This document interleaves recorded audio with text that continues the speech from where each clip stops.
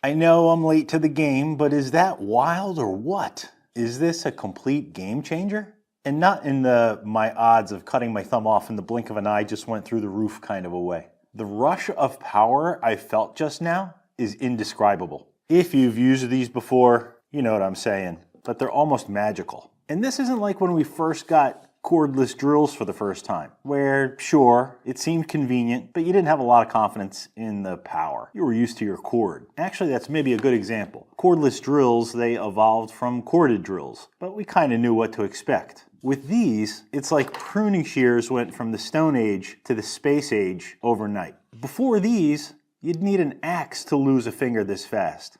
How inconvenient. Let's see if we can't put this another way. This is my NIST standard. It's walnut, dormant winter walnut, not that supple, lively springtime stuff. According to the inspection report that came with it, 1/2 inch diameter, 3/4 inch diameter, 1 inch diameter. And here are my sharpest shears.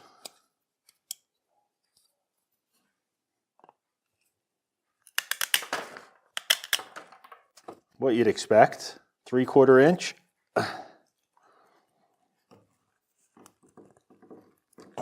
That is tough to get through. I'd probably get a saw out at this point. Let's try the Falcos. Not a problem. I wouldn't want to do that more than a couple of times.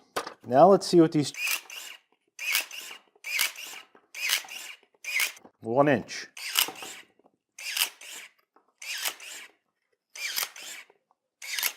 Pretty wild, huh? And it's not even like I have to squeeze the trigger any harder.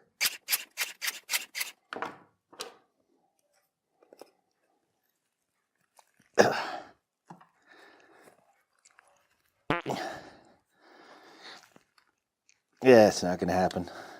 How about that, huh? No nasty snap through or aching hands. Just a simple pull of a probably too light trigger. I won't have the chance to really put these through their paces for another couple of months yet, but I'm looking forward to it. Part of me is afraid I'm gonna ruin all of my trees. You're not gonna get tired of pruning and stop at good enough because your wrist hurts. Oh no. You're gonna prune that tree until there's nothing left but a stump in the ground and you'll be smiling the whole time. I paid, I think, $140 for these. Right now they're $130. And when I started this video a week ago, Amazon was running a limited time deal thing for $99. Are they a piece of junk that'll fall apart after one season? I don't know. They probably will. Given the cutting forces these things generate and what I paid for them, sooner or later I expect them to self-destruct. Though maybe the batteries will give up the ghost first. But credit where credit is due, this is still on the original charge of the first battery. Oh, and I almost forgot. Want to see something that impressed me? This is just a strip of paper. I have a feeling I'm going to end up with egg on my face here. But one of the first things I tried after I cut all the bushes down out of my yard was the paper test. And I was expecting these things to fail it. I would have expected power shears to just bend the paper through the jaws. Instead, these leave a pretty darn clean cut. You don't want power shears to just crush and tear and sever your branch. You want that nice clean cut.